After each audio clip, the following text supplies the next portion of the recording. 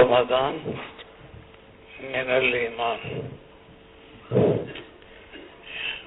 یہ باب ہے قیام رمضان کے بارے میں کہ یہ تطوع ہے، اور قیام رمضان سے مراد تراویح ہے۔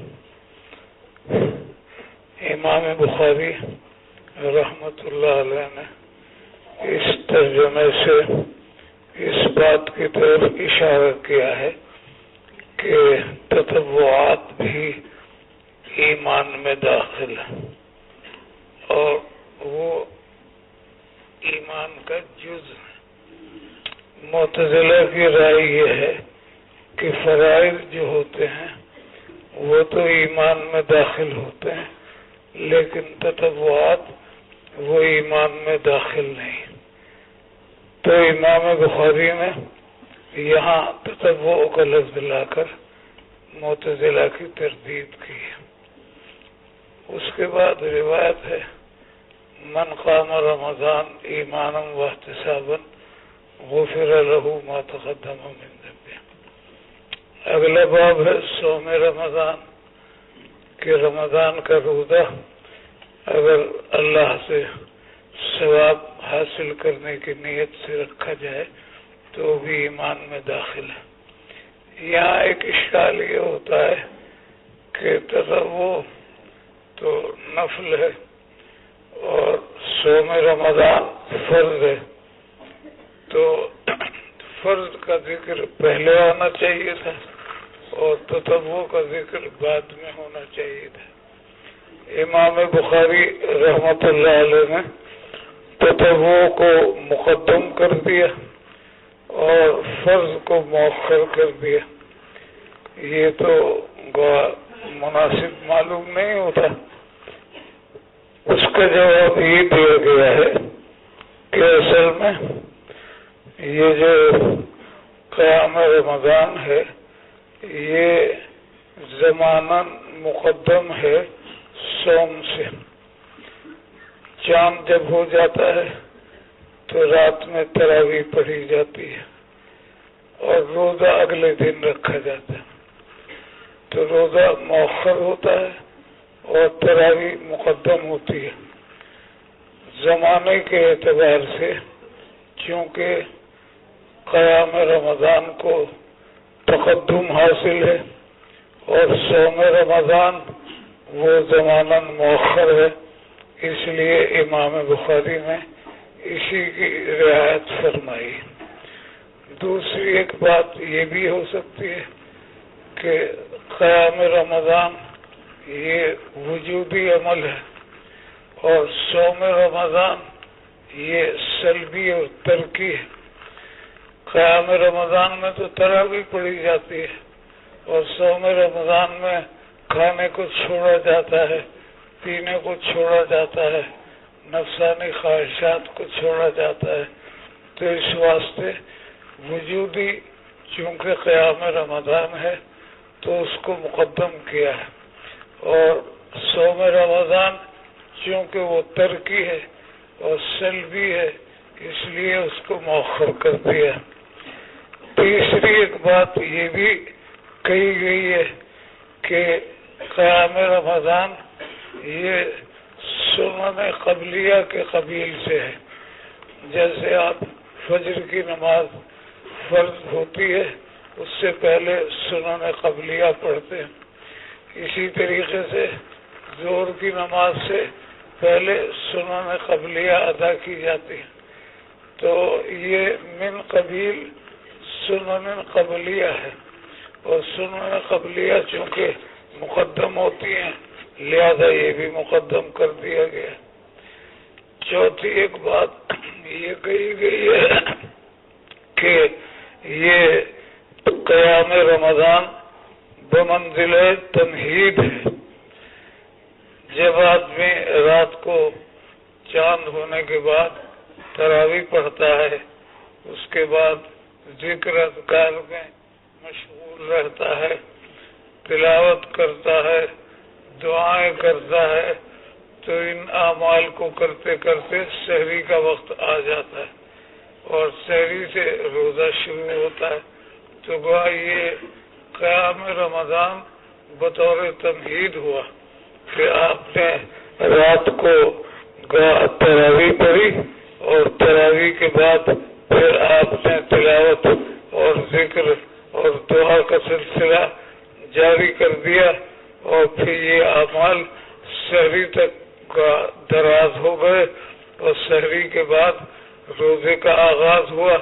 تو اس طرح چونکہ تمہید پہلے ہوتی ہے تو یہ قیام رمضان پہلے ہے۔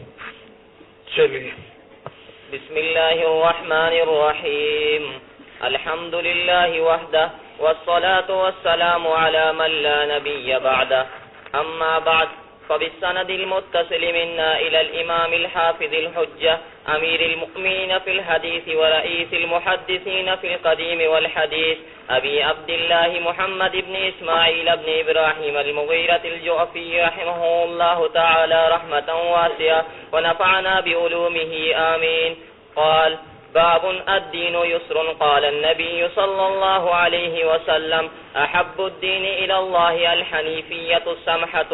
وبه قال حدثنا عبد السلام بن مطهر قال حدثنا عمر بن علي عن معن بن محمد الغفاري عن سيد بن أبي سعيد المقبوري عن أبي هريرة رضي الله عنه وعنهم عن النبي صلى الله عليه وسلم قال: إن الدين يسر ولن يشاد الدين أحد إلا غلبه فسددوا وقاربوا وابشروا واستعينوا بالغدوة وابشروا واستعينوا بالغدوة والروحة وشيء من الدلجة. اور اگر ابشروا نہ پڑھیں تو پھر وابشروا. الدین یسر. امام بخاری رحمت اللہ علیہ نے صوم رمضان کے بعد الدین یسر کا ترجمہ قائم کیا، تو سوال یہ پیدا ہوتا ہے کہ صوم رمضان سے الدین و یسرون کا کیا تعلق ہے؟ تو علامہ عینی رحمت اللہ علیہ نے فرمایا کہ تعلق ہے، اور وہ یہ ہے کہ امام بخاری یہ بتانا چاہتے ہیں کہ صوم میں بھی یسر موجود ہے۔ بظاہر تو یہ معلوم ہوتا ہے کہ آدمی 12 گھنٹے 14 گھنٹے کھانے پینے سے روک دیا گیا ہے، تو یہ ایک مشکل کام ہے اور اس کے اندر عسر ہے، یسر نہیں ہے۔ تو وہ فرماتے ہیں کہ نہیں، ایک تو یہی دیکھ لو کہ روزہ جو ہوتا ہے وہ اگر آدمی مسافر ہے تو اس کو اجازت ہوتی ہے کہ وہ رمضان میں روزہ نہ رکھے، اگر وہ مریض ہے تب بھی اس کو یہ اجازت ہوتی ہے کہ وہ روزہ نہ رکھے، اور اگر وہ شیخ فانی ہے تو روزہ اس سے بالکل معاف ہو جاتا ہے۔ اور پھر یہ بھی آپ دیکھ لو کہ سال بھر میں 1 مہینے کے لیے روزوں کا حکم دیا گیا ہے۔ یہ نہیں ہے کہ 12 مہینے ہیں تو 6 مہینے روزے رکھو اور 6 مہینے افطار کرو، فقط 1 مہینہ۔ تو مریض کے لیے، مسافر کے لیے اس رعایت سے یہ معلوم ہوا کہ روزے کے اندر یسر ہے، عسر نہیں ہے۔ اسی طریقے سے شیخ فانی کو معافی دی گئی ہے، اس سے بھی معلوم ہوتا ہے کہ اس کے اندر یسر ہے۔ نماز کا معاملہ ہے، نہ مریض سے معاف ہے، نہ مسافر سے معاف ہے، نہ شیخ فانی سے معاف ہے، روزے میں یہ معافیاں موجود ہیں۔ اسی طریقے سے روزہ سال بھر میں 1 مہینے میں ہوتا ہے، اور یہ آپ کا وہ نماز جو ہے وہ روزانہ 5 وقت میں ہوتی۔ تو اس لیے امام بخاری نے الدین یسر کا ترجمہ قائم فرما کر اس بات کی طرف اشارہ کیا ہے کہ روزے کے اندر عسر نہیں ہے، یسر ہے۔ حافظ ابن حجر رحمت اللہ علیہ کی رائے یہ ہے کہ امام بخاری یہاں یہ بتانا چاہتے ہیں کہ بھئی یہ تو ٹھیک ہے کہ روزہ ایک مشکل عمل ہے، لیکن آپ کو یہ معلوم ہونا چاہیے کہ اگر ان اعمال تکلیفیہ کو اعتدال کے ساتھ ادا کیا جائے اور اس کے اندر اعتدال کا راستہ اختیار کیا جائے تو پھر وہ آسان ہوتے ہیں، مشکل نہیں ہوتے۔ تو امام بخاری نے الدین یسر کا ترجمہ قائم فرما کر اس بات کی طرف اشارہ کیا ہے کہ اللہ کی طرف سے جتنے اعمال کا ہمیں مکلف کیا گیا ہے ان کے اندر یسر ہے، عسر نہیں ہے۔ اور یہ عسر جب آتا ہے جب آدمی غلو سے کام لیتا ہے، اگر وہ اعتدال کی راہ اختیار کرتا ہے تو پھر اس کے اندر یسر موجود ہوتا ہے۔ اور حضرت شیخ الہند رحمت اللہ علیہ کی رائے یہ ہے کہ الدین یسر کا ترجمہ قائم کر کے امام بخاری نے معتزلہ اور خوارج کی تردید کی ہے۔ معتزلہ اور خوارج کہتے ہیں نماز نہیں پڑھی تو ایمان ختم ہو گیا، روزہ نہیں رکھا تو ایمان ختم ہو گیا، ذرا ذرا سی باتوں پر وہ آدمی کو ایمان سے خارج کر دیتے ہیں، تو اس میں تو عسر ہوگا، حالانکہ شریعت کے اندر عسر نہیں ہے، یسر ہے۔ تو اس لیے امام بخاری نے یہ ترجمہ لا کر معتزلہ اور خوارج کی تردید کی ہے کہ ان کا یہ خیال کہ ذرا سے گناہ کے ارتکاب سے آدمی ایمان سے خارج ہو جاتا ہے، یہ غلط ہے۔ اور ایک بات آپ یہ بھی کہہ سکتے کہ امام بخاری رحمت اللہ علیہ نے قرآن کے اسلوب کی رعایت کی ہے۔ قرآن مجید میں فرمایا گیا ہے شہر رمضان الذی انزل فیہ القرآن ھدی للناس وبینات فمن شہد منکم الشہر فلیصمہ ومن کان مریضا او علی سفر فعدۃ من ایام اخر یرید اللہ بکم اليسر ولا یرید بکم العسر۔ تو فمن شہد منکم الشہر فلیصمہ ومن کان مریضا او علی سفر فعدۃ من ایام اخر یرید اللہ بکم اليسر۔ تو روزوں کے ذکر کے بعد قرآن نے یرید اللہ بکم اليسر فرمایا ہے، تو اس لیے امام بخاری نے قرآن کے اس اسلوب کی رعایت کرتے ہوئے صوم کے بعد ذکر کیا ہے یسر کا۔ اس کے بعد روایت ہے، روایت میں یہ ہے کہ آپ نے فرمایا کہ دین آسان ہے اور کوئی آدمی دین کا مقابلہ کرنے کا عمل نہیں کرے گا مگر یہ کہ دین اس پر غالب آ جائے گا۔ یعنی اگر کوئی آدمی غلو اختیار کرے اور دین کے ساتھ کشتی لڑنے لگے اور دین کے ساتھ مقابلہ کرنے لگے، اعتدال نہ اختیار کرے اور اعتدال کی راہ کو نہ اپنائے، تو نتیجہ یہ ہوگا کہ وہ مغلوب ہو جائے گا اور دین غالب آ جائے گا۔ ایک آدمی یہ طے کرتا ہے کہ میں قائم اللیل رہوں گا، تو کب تک قائم اللیل ہے؟ وہ اگر رات کو نہیں سوئے گا تو ہمیشہ اس عمل کو اختیار کرے گا، تو اس کا نتیجہ یہ ہوگا کہ اس کی آنکھیں اندر کو دھس جائیں گی، اس کے گال پچک جائیں گے، دماغ کے اندر خشکی آ جائے گی اور وہ جناب پاگل ہو جائے۔ آپ کو معلوم ہے کہ ایک صحابی نے یہ فیصلہ کیا تھا تو حضور اکرم صلی اللہ علیہ وسلم نے فرمایا تھا کہ میں تو روزہ بھی رکھتا ہوں، افطار میں تو رات کو نماز بھی پڑھتا ہوں اور سوتا بھی ہوں۔ جب میں رات کو نماز کے ساتھ سونے کا عمل بھی اختیار کرتا ہوں تو تم مجھ سے آگے دین پر عمل کرنے کے لیے تیار ہو گئے۔ ایک آدمی فیصلہ کرتا تھا کہ میں سائم الدہر رہوں گا، اب سائم الدہر رہنے کا نتیجہ بھی یہی ہوا کہ آدمی کی صحت خراب ہو جائے گی، اور آپ نے اس کو بھی رد کیا کہ میں روزے بھی رکھتا ہوں اور افطار بھی کرتا ہوں۔ تو مطلب یہ ہوا اسی طرح اگر کوئی آدمی تجرد کی زندگی اختیار کرے گا تو آپ دیکھ لو راہبوں کو اور راہبات کو کہ انہوں نے تجرد کی زندگی اختیار کی، لیکن یہ کہ وہ مبتلا ہوئے اور وہ اپنی عفت کی حفاظت نہیں کر سکے۔ تو اس لیے جو آدمی بھی دین کا مقابلہ کرے گا، یعنی غلو اختیار کرے گا اور دین کے ساتھ کشتی لڑے گا تو وہ مغلوب ہوگا، دین غالب آ جائے گا۔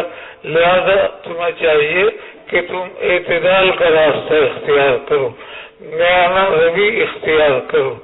یہ آپ نے تعلیم دی۔ فرمایا کہ فسددو کے معنی ہے کہ اعتدال کا راستہ اور میانہ روی کا راستہ اختیار کرو۔ وقاربو، اور میانہ روی کے قریب رہنے کی کوشش کرو۔ اگر حقیقتاً جو میانہ روی کا حق ہے وہ ادا نہ کر پاؤ تو اس کے قریب رہنے کی کوشش کرو۔ وقاربو کے معنی یہ ہے۔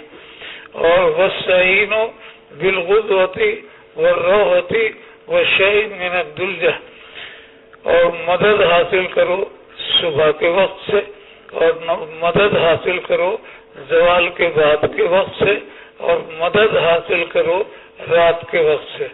غدوہ میں فجر کی نماز کی طرف اشارہ ہو گیا کیونکہ وہ صبح ہوتی ہے، اور روحہ زوال کے بعد کا وقت ہے، اس میں اشارہ ہو گیا ظہر اور عصر کی نماز کی طرف، اور دلجہ میں اشارہ ہو گیا مغرب اور عشاء کی نماز کی طرف۔ تو پانچوں نمازوں کی طرف ان الفاظ سے آپ نے اشارہ فرما دیا۔ یہ دلجہ اگر ادلاج سے ہے تو باب افعال میں ادلاج کے معنی آتے ہیں رات کے اول حصے میں سفر کرنا، اور اگر یہ ادلاج سے ہے تو پھر اس کے معنی آتے ہیں رات کے آخری حصے میں سفر کرنا، یا ادلاج سے لیا جائے تو اول لیل مراد ہے، اور ادلاج سے اگر لیا جائے تو آخر لیل مراد ہے۔ بہرحال ان اوقات ثلاثہ کا ذکر فرما کر نمازوں کے اوقات کی طرف اشارہ کر دیا گیا۔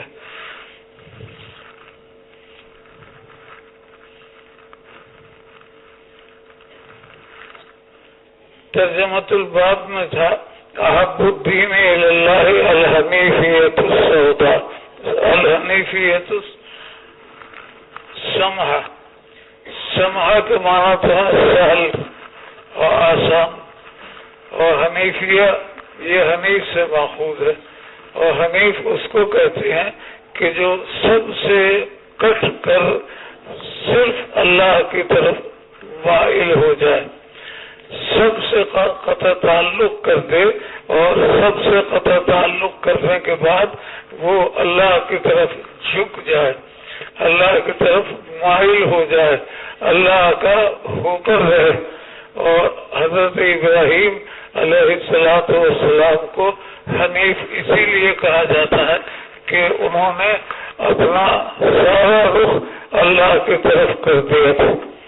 آپ کو معلوم ہے کہ حضرت ابراہیم علیہ السلام کو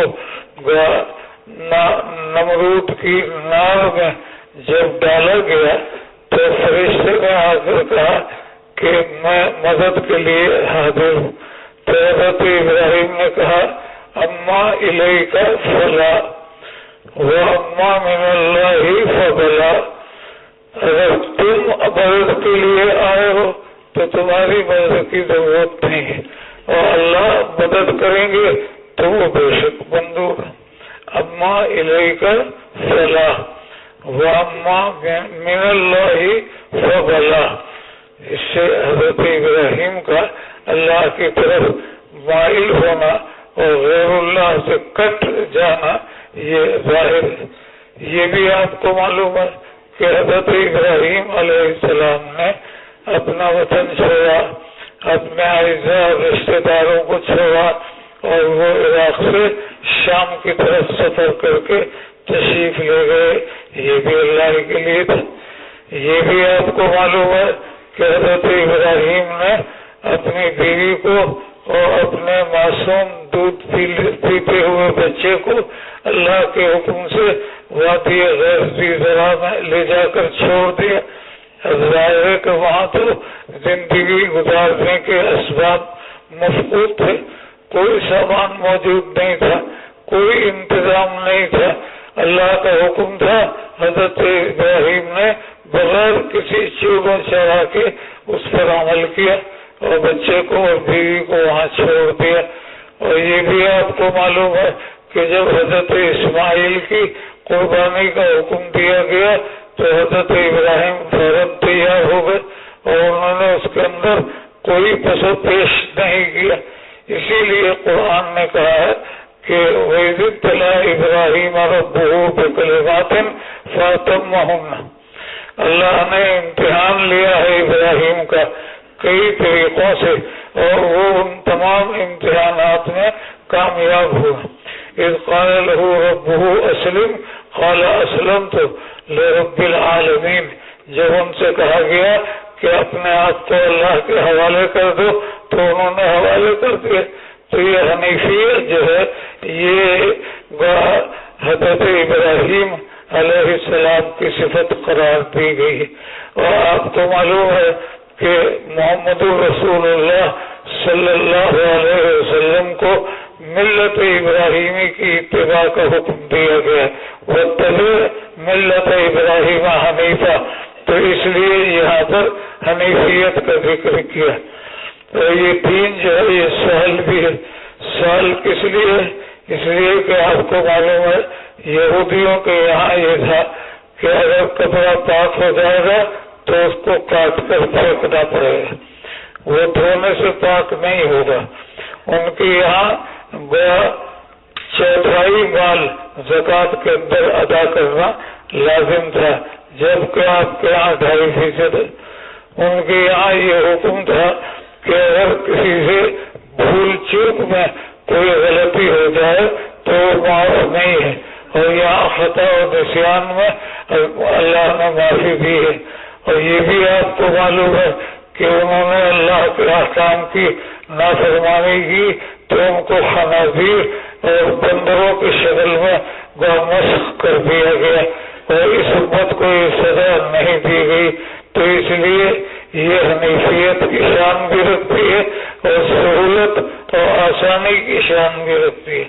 چلیے باب الصلاة من الإيمان وقول الله تعالى وما كان الله ليضيع إيمانكم يعني صلاتكم عند البيت. وبه قال حدثنا عمرو بن خالد قال حدثنا زهير قال حدثنا أبو إسحاق عن البراء رضي الله عنهم أن النبي صلى الله عليه وسلم كان أول ما قدم المدينة نزل على أجداده أو قال أخواله من الأنصار، وأنه صلى قبل بيت المقدس 16 شهرا أو 17 شهرا، وكان يعجبه أن تكون قبلته قبل البيت، وأنه صلى أول صلاة صلاها صلاة العصر وصلى معه قوم فخرج رجل ممن صلى معه یہ صلہ کو آپ اس طرح پڑھ رہے ہیں جیسے اس پر فتح ہے اور الف نہیں ہے۔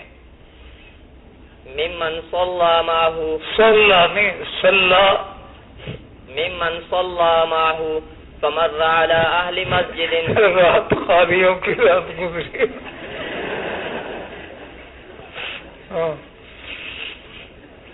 ممن صلى ممن صلى معه فمر على أهل مسجد وهم راكعون فقال أشهد بالله لقد صليت مع رسول الله صلى الله عليه وسلم قبل مكة فداروا كما هم قبل البيت وكانت خواب کی ادائیگی میں کوتاہی محسوس ہو گئی۔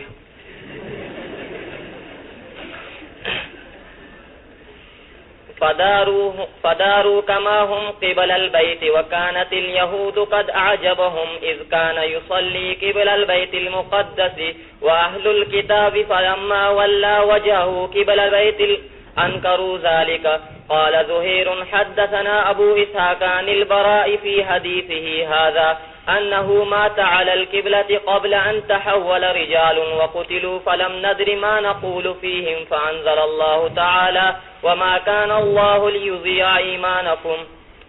پہلا باب الدین و یسر جو آیا ہے اس میں بظاہر اشکال یہ ہوتا ہے کہ کتاب الایمان سے تو اس کا تعلق ہے نہیں، پھر امام بخاری نے الدین و یسر کا ترجمہ کیسے قائم کیا؟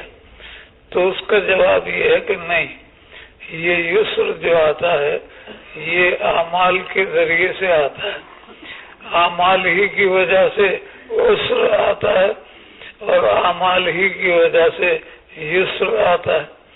اور آپ کو معلوم ہے کہ اعمال دین ایمان میں داخل ہیں، اعمال ایمان میں داخل ہیں، لہذا جب اعمال ایمان میں داخل ہیں اور انہی کی وجہ سے یسر آتا ہے تو اس کا تعلق کتاب الایمان سے ہو گیا۔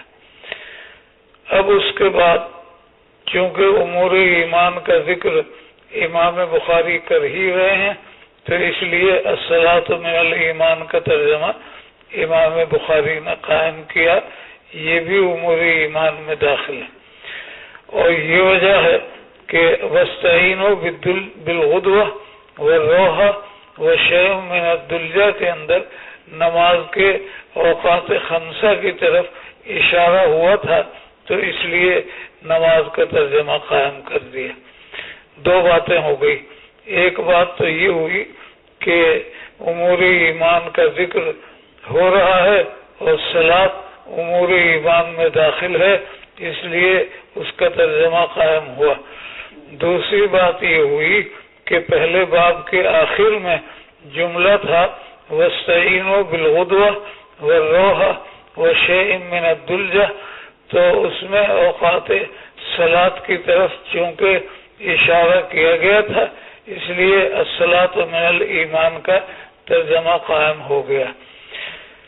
وقول اللہ تعالی وما كان اللہ لیضیع ایمانکم یعنی صلاتکم عند البیت، اس پر گفتگو بعد میں ہوگی۔ پہلے روایت پڑھ لو کہ نبی پاک صلی اللہ علیہ وسلم اول قدوم مدینہ میں اپنے اجداد یا کہا اپنے اخوال انصار کے یہاں اترے۔ مدینہ جب آپ تشریف لے گئے تو وہاں آپ نے نزول فرمایا اپنے اجداد یا کہا اخوال کے یہاں جو انصاری تھے۔ یہ مجاز ہے اس واسطے کہ آپ کی والدہ آمنہ بنت وہب وہ قریشی ہیں، وہ مدینے کی نہیں ہیں، وہ قریشی نہیں ہیں، وہ انصاری نہیں ہیں، وہ قریشی ہیں، اور جب وہ قریشی ہیں اور انصاری نہیں ہیں تو آپ کی ننیال وہ مدینہ میں کیسے ہوگی، اور آپ کی ممیال وہ مدینہ میں کیسے ہوگی؟ نہ آپ کے اخوال مدینہ کے ہوں گے اور نہ آپ کے اجداد مدینہ کے ہوں گے، وہ تو آپ کی والدہ کے حوالے سے مقرر ہوں گے، اور والدہ قریشی ہے تو لہذا ننیال بھی آپ کی قریشی ہوگی اور ممیال بھی آپ کی قریشی ہوگی، تو اس لیے کہا جائے گا کہ یہ آپ کے دادا عبد المطلب کی ننیال اور ممیال کا ذکر ہے۔ آپ کے دادا کون ہیں؟ عبد المطلب۔ عبد المطلب کا نام شعبۃ الحمد ہے۔ عبد المطلب کا نام عبد المطلب نہیں ہے بلکہ ان کا نام شعبۃ الحمد ہے۔ ان کو عبد المطلب اس لیے کہا جانے لگا کہ مطلب کے بھائی تھے ہاشم، اور وہ سفر کر رہے تھے۔ عام طریقہ تھا کہ مکے والے شام کا سفر تجارت کی غرض سے کیا کرتے تھے، تو وہ بھی تجارت کی غرض سے شام جایا کرتے تھے، اور شام جاتے ہوئے مدینہ راستے میں آتا تھا، تو مدینے میں بھی ان کی جان پہچان تھی اور مدینے میں بھی ان کا قیام ہوا کرتا تھا۔ وہاں ایک خاتون تھی سلمہ بنت عمر۔ یہ سلمہ بنت عمر جو خاتون تھی یہ احیحہ ابن الجلاح کی بیوہ تھی. اس کا پہلے شوہر تھا احیحہ بنت الجلاح، اس کا انتقال ہو گیا تھا اور یہ خاتون موجود تھی، لیکن یہ خاتون بڑی شان والی تھی اور اس کو وہاں اہل مدینہ کے یہاں سیادت کا درجہ حاصل تھا اور یہ معمولی اور عام خواتین میں شمار نہیں ہوتی تھی. وہ اس سے لوگ شادی کرنا چاہتے تھے. وہ یہ شرط لگاتی تھی کہ اگر میری شادی کسی شخص سے ہوئی اور میرے اور اس کے درمیان موافقت نہ ہوئی تو میں یہ نکاح کا تعلق ختم کر دوں گی. تو یہ ایک ایسی شرط تھی کہ غیرت مند انسانوں کو یہ خیال آتا تھا کہ اگر ہم نے اس سے شادی کی اور کل اس نے ہم سے علیحدگی اختیار کر لی تو ہماری بدنامی ہوگی. تو اس لیے وہ مدینے کے بڑے لوگ شادی کرنے سے کتراتے تھے. جناب ہاشم جب وہاں تھے اور ان کو اس کی شرط معلوم ہوئی تو انہوں نے کہا کہ میں تیار ہوں. اور وہ چونکہ مکے کے رؤسا میں سے تھے اور شان والے آدمی تھے تو ان کی طرف ان سے سلمہ بنت عمر نے نکاح پر رضامندی ظاہر کر دی اور نکاح ہو گیا. نکاح ہونے کے بعد یہ بچہ پیدا ہوا. یہ بچہ شعبۃ الحمد جس کا نام ہے، جس کو عبد المطلب ہم کہتے ہیں، یہ پیدا ہوا. اس کے پیدا ہو جانے کے بعد ہاشم کا انتقال ہو گیا. ہاشم کا انتقال ہو گیا تو مکے میں جو سیادت ہاشم کو حاصل تھی وہ اس کے انتقال کے بعد ان کے بھائی مطلب کو حاصل ہوئی. ایک بھائی کا انتقال ہو گیا. ظاہر ہے جب اس کا انتقال ہو گیا تو کوئی اس کا قائم مقام ہوگا تو وہ قائم مقام مطلب بنے. یہ مطلب جب قائم مقام بن گئے تو ان کو یہ خیال آیا کہ میرا بھتیجا ہاشم کا بیٹا وہ مدینے میں ہے، اس کو لے کر یہاں آنا چاہیے. وہ غیروں میں ہے. مدینے والے لوگ وہ تو ظاہر ہے کہ قریشی نہیں ہیں اور وہ رؤسائے مکہ میں شامل نہیں ہیں، تو ان کو اس بات کی فکر ہوئی کہ وہ اس بچے کو مدینہ منورہ سے مکہ لے آئے. چنانچہ وہ وہاں گئے اور سلمہ بنت عمر سے انہوں نے کہا کہ میں اپنے بھتیجے کو وہاں لے جانا چاہتا ہوں اپنے گھر. تو اس نے انکار کیا. اس نے کہا میں اپنے بیٹے کو وہاں لے جانے کی اجازت نہیں دوں گی.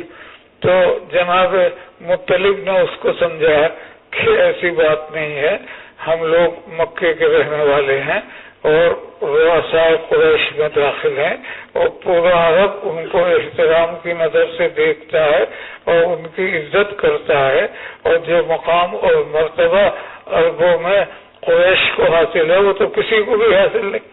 تو میرا یہ بھتیجا اگر یہاں رہے گا تو ان تمام امور سیادت سے محروم رہے گا. لہذا اس کو آپ میرے ساتھ بھیجیں، ہم وہاں اس کو لے جائیں گے اور اس کو رؤسائے قریش کی جو صفات ہیں اور جو ان کی عظمت اور ان کا مرتبہ ہے اس میں اس کو شامل کریں گے. تو یہ بات جب سلمہ کو سمجھائی گئی تو اس کی سمجھ میں آ گئی. پہلے تو سلمہ نے انکار کیا تھا اور بچے نے بھی انکار کر دیا تھا، لیکن جب مطلب نے کہا کہ اب یہ بالغ ہونے والا ہے اور اس کو وہاں لے جانا مناسب ہے تو پھر رائے ہو گئی. اس کے بعد پھر مطلب جو ہاشم کے بھائی تھے اور اس بچے کے چچا تھے وہ اس کو لے کر آئے. تو سواری پر یہ مطلب بھی موجود تھے اور پیچھے اس بچے کو بھی بٹھا رکھا تھا. تو لوگوں نے یہ سمجھا کہ مطلب نے کوئی غلام خریدا ہے اور اس غلام کو لے کر وہ آ رہے ہیں. تو عبد المطلب ان کو کہا کہ یہ مطلب کا غلام ہے. تو اب مطلب نے کہا ویحکم، تمہارے لیے افسوس ہے، انہو ابن اخی ہاشم، یہ میرے بھائی ہاشم کا بیٹا ہے، غلام نہیں ہے، تم اس کو غلام نہ کہو۔ تو بہرحال یہ واقعہ پیش آیا کہ نبی اکرم صلی اللہ علیہ وسلم کے دادا عبد المطلب کی ننیال وہ مدینے میں تھی، آپ کی ننیال نہیں تھی، آپ کی والدہ تو قریشی ہے، اور جب آپ کے اجداد اور آپ کے احوال کا ذکر آیا تو اب اس سے یہ معلوم ہوتا تھا کہ آپ کی والدہ مدینے کی ہیں، حالانکہ وہ نہیں ہے، تو پھر مجاز پر محمول کیا جائے گا اور یہ کہا جائے گا کہ آپ کے دادا کے نام اور ماموں مراد ہیں۔ ایک بات تو یہ ہو گئی۔ دوسری بات یہ ہے کہ بنو مالک ابن نجار میں آپ جا کر اترے اور آپ کے جو احوال یا آپ کے اجداد ہیں وہ بنو عدی ابن نجار ہیں۔ آپ مدینہ منورہ میں جب جا کر ٹھہرے ہیں تو بنو مالک میں ٹھہرے ہیں، اور بنو مالک آپ کے احوال اور آپ کے اجداد نہیں ہیں بلکہ بنو عدی ہیں۔ تو بنو عدی اور بنو مالک یہ چونکہ عدی اور مالک بھائی بھائی ہیں اور دونوں کے گھر قریب قریب تھے، اس لیے بنو مالک کہہ دینے میں کوئی مذاقہ نہیں ہے، یعنی نزول تو آپ کا بنو مالک میں ہوا اور اجداد و احوال بنو عدی میں سے ہے، تو پھر بنو مالک تو احوال و اجداد نہیں ہے، ان کو احوال و اجداد کیسے کہا گیا؟ تو اس کا جواب میں نے دیا کہ اصل میں عدی اور مالک بھائی بھائی اور گھر ان کے قریب قریب ہے، تو اس لیے ان کو مجازن احوال اور اجداد سے تعبیر کر دیا گیا۔ اس کے بعد پھر اجداد اور احوال میں کوئی اشکال نہیں ہے، اس لیے کہ ننیال والے لوگ انہی میں نانا بھی ہوتے ہیں، انہی میں ماموں بھی ہوتے ہیں۔ جو ننیال کے لوگ ہوتے ہیں ان کے اندر نانا بھی ہوتا ہے اور ان کے اندر ماموں بھی ہوتا ہے، تو اس لیے روایت کے اندر جو یہ کہا گیا ہے کہ آپ اپنے اجداد یا احوال کے پاس اترے، یہ کوئی اشکال کی بات نہیں، اور آپ نے بیت المقدس کی طرف منہ کر کے نماز پڑھی 16 مہینے یا 17 مہینے،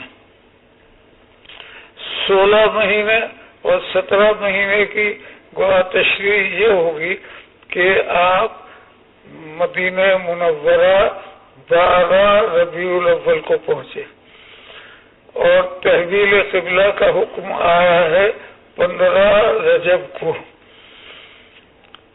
آگے دن مدینہ منورہ آپ پہنچے ہیں 12 ربیع الاول کو اور تحویل قبلہ کا حکم آیا ہے 15 رجب کو۔ اب 12 ربیع الاول کے بعد اس مہینے کے اختتام تک یہ پورے دن لے لو، اور رجب میں پہلی تاریخ سے لے کر اور 15 تک کے دن لے لو، اور جو اس میں کسر ہے اس کو حذف کر دو تو 16 مہینے بنے۔ 12 ربیع الاول کے بعد 30 ربیع الاول تک جتنے دن ہوتے ہیں وہ لے لو۔ کتنے دن ہوں گے؟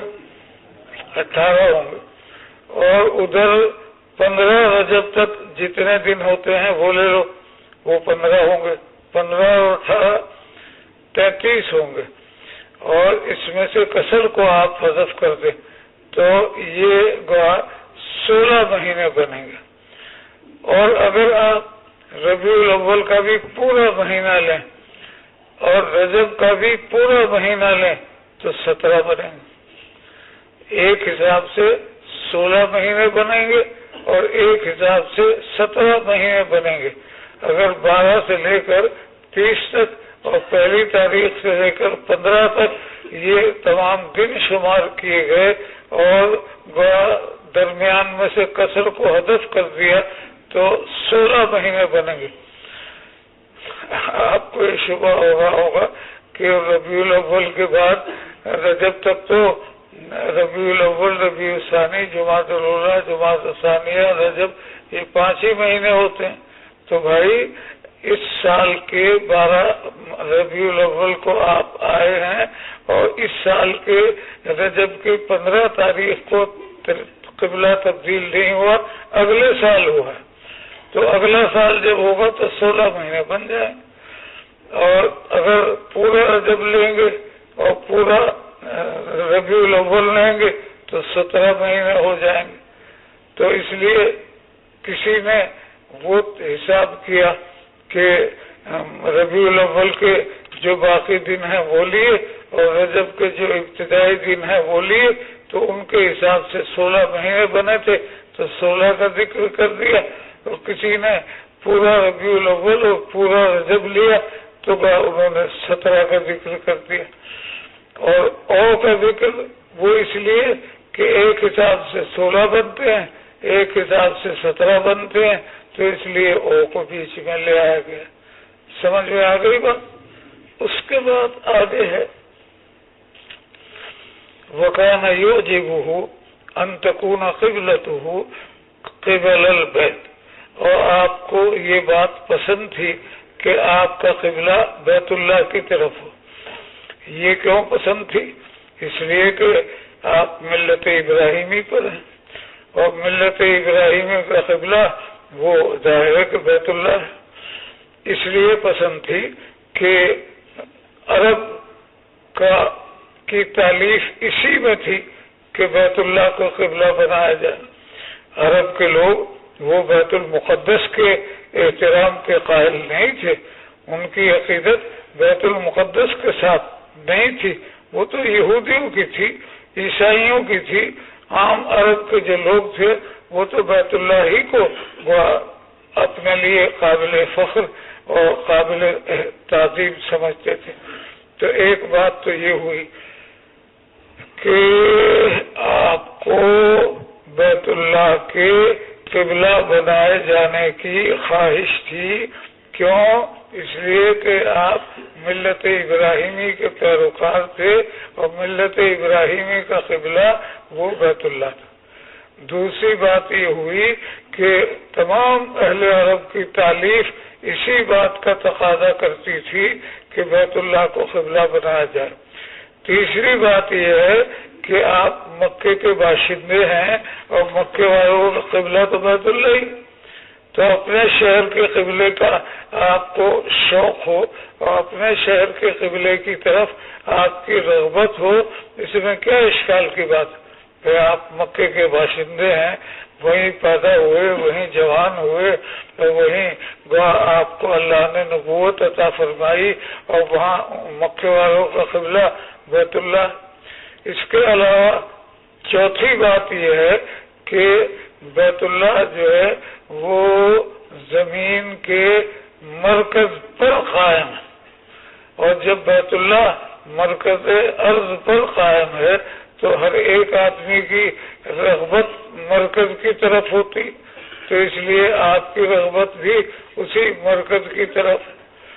اس کے علاوہ ایک بات یہ بھی ہے کہ بیت اللہ کو قیام للناس بنایا گیا کہ جب تک بیت اللہ قائم رہے گا یہ دنیا قائم رہے گی، اسی طرح جب تک محمد رسول اللہ صلی اللہ علیہ وسلم کی شریعت قائم رہے گی یہ دنیا قائم رہے گی۔ تو جیسے وہ قیام للناس ہے ایسے آپ بھی اپنی تعلیم کے حوالے سے قیام للناس۔ تو اس بنا پر آپ کو یہ شوق تھا کہ قبلہ بیت المقدس کے بجائے بیت اللہ بنا دیا جائے۔ اس کے بعد آگے ہے کہ وَأَنَّهُ صَلَّى أَوَّلَ صَلَاةٍ صَلَّاهَا صَلَاةَ الْعَصْرِ، اور آپ نے پہلی نماز جو بیت اللہ کی طرف منہ کر کے ادا کی وہ عصر کی نماز تھی۔ یہاں اختصار ہے،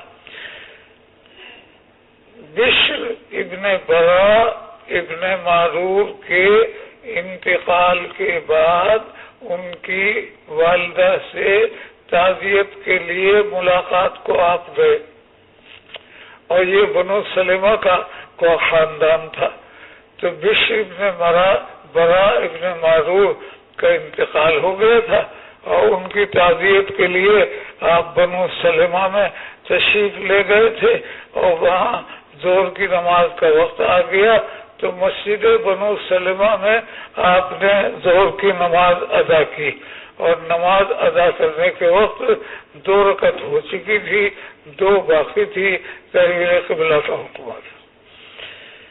تو یہ واقعہ بنو سلمہ کا ہے، اور تحویل قبلہ کا حکم وہاں آیا ہے، اور اس کی صورت کیا ہوگی؟ یہ ہے مدینہ، اور یہ ہے بیت المقدس، اور یہ ہے بیت اللہ۔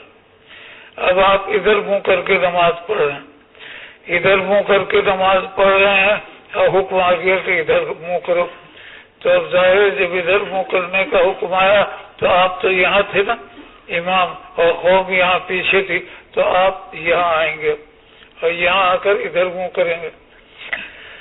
ادھر بیت المقدس آپ امامت کر رہے ہیں، اور ادھر آپ کا رخ ہے۔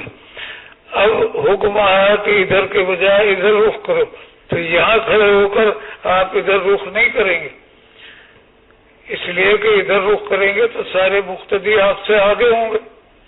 مقتدی تو پہلے سے ادھر ہی کھڑے ہوئے ہیں نا، ادھر کو منہ کر کے، اور جب آپ نے ادھر کو منہ کیا تو ظاہر ہے کہ ادھر کو منہ کرنے کے لیے آپ کو ادھر آنا پڑے گا، اور مقتدیوں کو بھی ادھر سے ادھر کی طرف رخ کرنا پڑے گا۔ اب یہ سوال پیدا ہوگا کہ یہ تو عمل قلیل ہوگا، اور عمل قلیل سے تو نماز کثیر ہوگا، اور عمل کثیر سے تو نماز فاسد ہو جاتی ہے۔ تو اس کا جواب یہ کہ نہیں، اگر ضرورتاً عمل کثیر کی نوبت آئے تو نماز فاسد نہیں ہوتی۔ آپ کو مسئلہ معلوم ہے، ایک آدمی نماز پڑھ رہا ہے، نماز پڑھتے ہوئے اس کی ریح صادر ہو گئی، اب وہ جناب جا کر وضو کرتا ہے، اور وضو کرنے کے بعد آ کر اپنی نماز پوری کرتا ہے، تو عمل کثیر ہے یا نہیں؟ اگر وہ کسی سے بات نہ کرے، کوئی اور حرکت منافی صلاۃ نہ کرے، تو صلاۃ سابقہ پر بنا کرنے کا حق ہے یا نہیں ہے؟ ہے، بالکل مسئلہ ہے۔ تو عمل کثیر ضرورت کی بنا پر وہ مفسد صلاۃ نہیں ہوتا۔ تو یہاں بھی ضرورت تھی کہ قبلے کی تحویل کا حکم آ گیا تھا، اور یہ کہیے کہ اس وقت تک عمل کثیر مفسد صلاۃ قرار نہیں دیا گیا تھا، یہ اس وقت کا واقعہ ہے۔ بہرحال یہاں یہ ہو گیا، پہلی نماز مکمل اور پوری جو آپ نے بیت اللہ کی طرف منہ کر کے ادا کی، وہ عصر کی نماز ہے، اور اپنی مسجد میں ادا کی۔ مسجد بنو سلمہ میں تحویل قبلہ کا حکم آیا تو وہاں آپ نے ظہر کی نماز ادا کی تھی، اور ظہر کی نماز کے دوران یہ تحویل قبلہ کا حکم آیا تھا، اور ظہر میں جب حکم آ گیا تو ظاہر ہے کہ اب عصر کی نماز وہ بیت اللہ کی طرف منہ کر کے ادا کی جائے گی۔ تو یہاں جو یہ لکھا ہے اول صلاۃ صلاها صلاۃ العصر، اس سے مراد وہ نماز ہے جو تحویل قبلہ کا حکم آنے کے بعد پوری کی پوری بیت اللہ کی طرف منہ کر کے ادا کی گئی ہے، اور وہ آپ کی اپنی مسجد میں ہے۔ یہاں جب آپ نے ظہر کی نماز ادا کی، عصر کی نماز ادا کی، تو یہاں سے ایک آدمی عباد بن نہیق یا عباد بن بشر، یہ بنو حارثہ گئے ہیں، اور بنو حارثہ کے اندر لوگ نماز پڑھ رہے تھے بیت المقدس کی طرف منہ کر کے عصر کی نماز، تو انہوں نے جا کے بتایا کہ تحویل قبلہ کا حکم آ گیا ہے، اور آپ نے اب قبلے کی طرف منہ کر کے نماز ادا کرنا شروع کر دیا ہے۔ تو وہاں کے لوگوں نے بھی نماز کے اندر ہی اپنا رخ بیت اللہ کی طرف کر لیا۔ یہ واقعہ عصر کا مسجد بنو حارثہ میں پیش آیا، اور مسجد بنو حارثہ میں جا کر جو خبر دی ہے وہ عباد ابن نہیک نے دی ہے یا عباد ابن بشر نے دی ہے۔ اس کے بعد اگلے دن صبح کو فجر کی نماز میں قبا کے لوگوں کو اطلاع ہوئی۔ قبا تو مدینے سے فاصلے پر ہے، وہاں کے لوگوں کو اس دن کی وہ تحویل قبلہ کی اطلاع نہیں ملی۔ انہوں نے ظہر کی نماز بھی بیت المقدس کی طرف منہ کر کے ادا کی، عصر کی نماز بھی بیت المقدس کی طرف منہ کر کے ادا کی، مغرب بھی، عشاء بھی۔ فجر کی نماز میں وہاں آدمی پہنچا، اور فجر کی نماز میں وہاں جا کر اس نے ان کو اطلاع کی ہے، تو پھر فدارو کماہم، وہ نماز ہی کی حالت میں بیت المقدس کے بجائے بیت اللہ کی طرف متوجہ ہو گئے۔ تو حاصل یہ ہوا کہ تحویل قبلہ کا حکم آیا تھا مسجد بنو سلمہ میں، اور اس کے بعد عصر کی نماز آپ نے اپنی مسجد میں بیت المقدس کی طرف پوری کی پوری نماز بیت اللہ کی طرف منہ کر کے ادا کی، اور وہاں عصر کی نماز کے بعد مسجد بنو حارثہ میں جا کر کسی آدمی نے وہاں لوگوں کو اطلاع کی، وہ یا عباد ابن نہیک ہے یا عباد ابن بشر ہے، اور قبا کی مسجد میں یہ اطلاع لوگوں کو اگلے دن فجر کی نماز میں ہوئی۔ اب یہاں ایک اشکال یہ ہوتا ہے کہ قبا والوں نے ظہر کی نماز میں تحویل کا حکم آ گیا تھا، اور انہوں نے عصر، مغرب، عشاء سب بیت المقدس کی طرف منہ کر کے نمازیں پڑھی ہیں، تو ان کی وہ نمازیں معتبر ہوں گی یا نہیں ہوں گی؟ تو آپ کہیے کہ ہوں گی، اس لیے کہ ان کو تحویل قبلہ کا علم ہوا ہی نہیں، ان کو تحویل قبلہ کی اطلاع ہوئی ہی نہیں، اور بیت المقدس جس کی طرف وہ منہ کر کے نماز پڑھتے تھے وہ حکم شرعی تھا، اس کے مطابق وہ عمل کر رہے تھے، تو لہذا وہ نمازیں ان کی صحیح ہوں گی، ان کے اعادے کا حکم نہیں دیا جائے گا۔ یہ وصلہ معہ قوم فخر، یہ اثر کا واقعہ ہے۔ پس فخرج رجل ممن صلی معہ، ایک آدمی نکلا جس نے یہاں آپ کے ساتھ نماز پڑھی تھی، اور وہ ایک مسجد والوں کے پاس پہنچا، اور یہ مسجد بنو حارثہ کی ہے۔ بنو سلمہ کی مسجد میں تحویل کا حکم آیا تھا، اور یہ واقعہ بنو حارثہ کا ہے، اور وہ نماز پڑھ رہے تھے۔ تو اس آدمی نے کہا اشہد باللہ لقد صلیت مع رسول اللہ قبل مکہ فدارو کما ہم قبل البیت۔ اب یہاں سوال یہ پیدا ہوتا ہے کہ ایک آدمی کہہ رہا ہے کہ صاحب قبلہ کی تحویل ہو گئی، اور ایک آدمی کے کہنے پر وہ لوگ بیت المقدس کو چھوڑ کر اور بیت اللہ کی طرف متوجہ ہو گئے، تو ایک آدمی کی خبر تو مفید ظن ہوتی ہے۔ بیت المقدس کا قبلہ ہونا یقینی تھا، 16 مہینے سے سارے لوگ بیت المقدس کی طرف منہ کر کے نماز پڑھ رہے تھے۔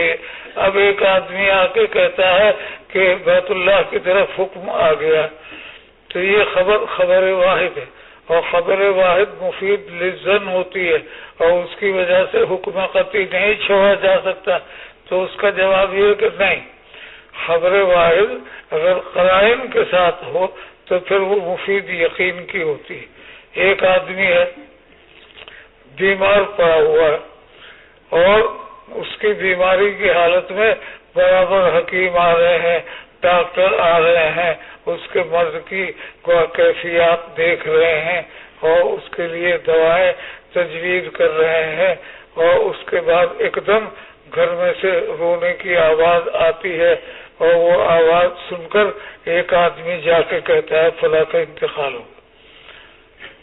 اب ایک آدمی کہہ رہا ہے فلاں کا انتقال ہو گیا، تو اس ایک آدمی کے کہنے پر یقین کیا جاتا ہے یا نہیں کیا جاتا؟ کیا جاتا، اس لیے کہ قرائن موجود، وہ بیمار ہے، اس کی دیکھ بھال کے لیے حکیم آ رہے ہیں، ڈاکٹر آ رہے ہیں، تیماردار پریشان ہیں، یہ ساری کی ساری باتیں موجود ہیں، اور پھر وہاں سے رونا شروع کر دے عورتیں، تو ان عورتوں کے رونے کو سن کر وہ آدمی اگر اس کی موت کی خبر دیتا ہے تو ان تمام قرائن کی موجودگی میں گواہ یقین ہو جاتا ہے یا نہیں ہو جاتا؟ تو یہاں بھی یہی ہے کہ قد نرى تقلب وجهك في السماء فلنولينك قبلة ترضاها فول وجهك شطر المسجد الحرام. آپ باقاعدہ اس بات کی خواہش رکھتے تھے کہ بیت اللہ قبلہ بنا دیا جائے. ابھی آپ کے سامنے یہاں گزر، اور میں نے بتایا کہ اس لیے خواہش رکھتے تھے کہ وہ قبلہ ابراہیمی تھا، اس لیے خواہش رکھتے تھے کہ وہ آپ کے شہر مکے کا قبلہ تھا وغیرہ وغیرہ. تو یقین کا فائدہ ہو گیا.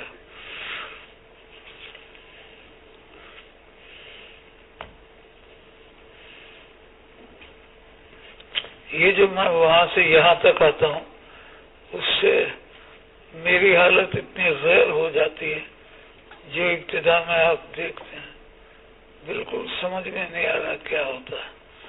وہاں سے یہاں تک اب میں گھر جاؤں گا تو یہی کیفیت ہوگی. تھوڑی دیر ٹھہرنے کے بعد، سکون کے بعد، پھر ذرا حالت بہتر ہوگی.